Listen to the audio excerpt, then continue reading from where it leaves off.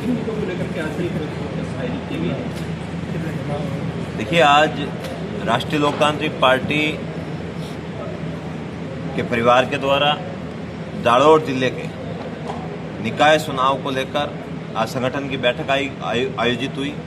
उसमें अपने जालोर जिला प्रभारी के रूप में राष्ट्रीय लोकतांत्रिक पार्टी के परिवार ने मुझे भेजा है और हम सब कार्यकर्ताओं के साथ संगठन की बैठक करके आज निर्णय लिया कि भारतीय जनता पार्टी और कांग्रेस के एक जंगल राज से जितने भी अपने चाहे बिनमाड़ नगर निकाय हो या रानीवाड़ा हो या जालोर हो आवर हो, इन सब में राष्ट्रीय लोकतांत्रिक पार्टी मजबूती से आमजन के लिए क्या क्या कार्य कर सकती है, इसको लेकर संगठन की बैठक आयोजित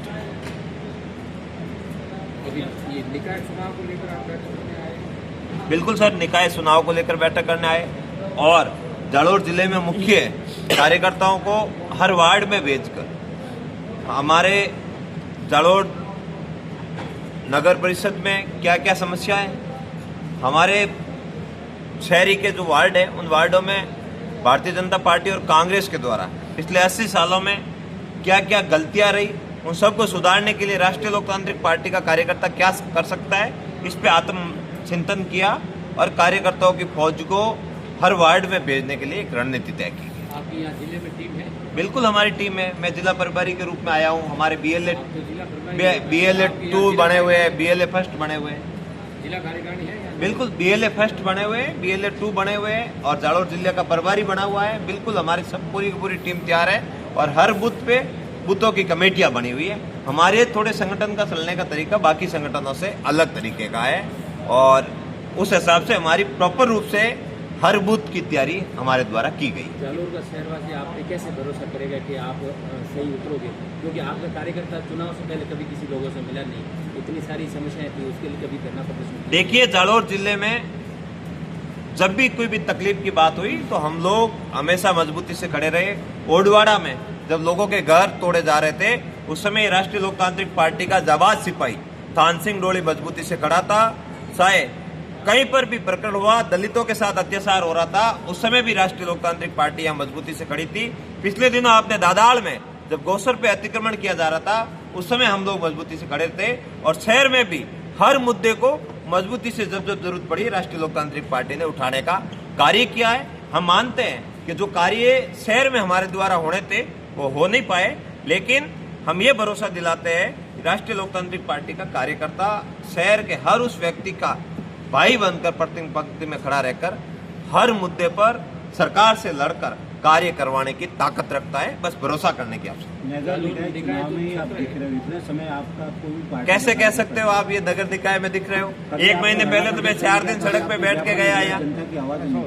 जनता की आवाजें जब जब जरूरत पड़ी है उठाई है और दूसरे किसने उठाई जालोर में, ये बताओ?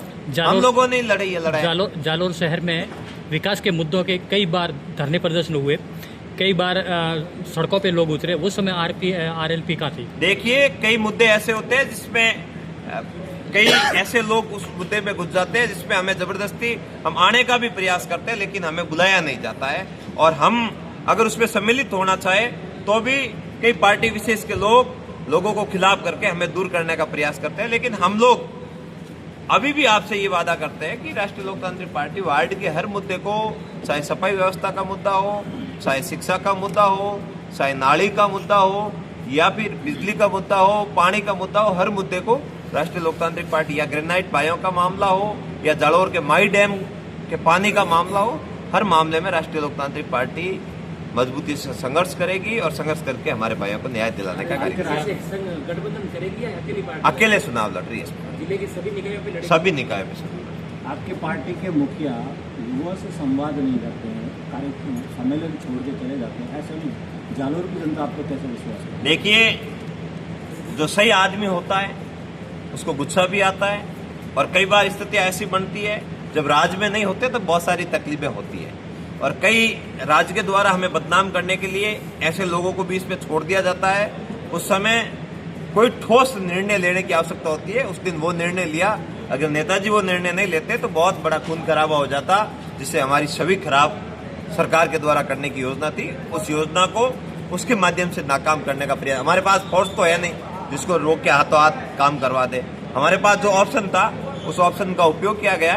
बाकी हम गलत नहीं है, हम सही है, इसलिए लोगों को जो बात है वो मुंह पे बोलते हैं। जालौर में 40 वार्ड है, 40 वार्डों के उम्मीदवार है आपके पास? बिल्कुल फीडबैक तैयार किया जा रहा है और हर वार्ड पे मंथन चल रहा है और बहुत जल्द आपको प्रत्याशियों की सूची भी आपके सामने रखी जाएगी।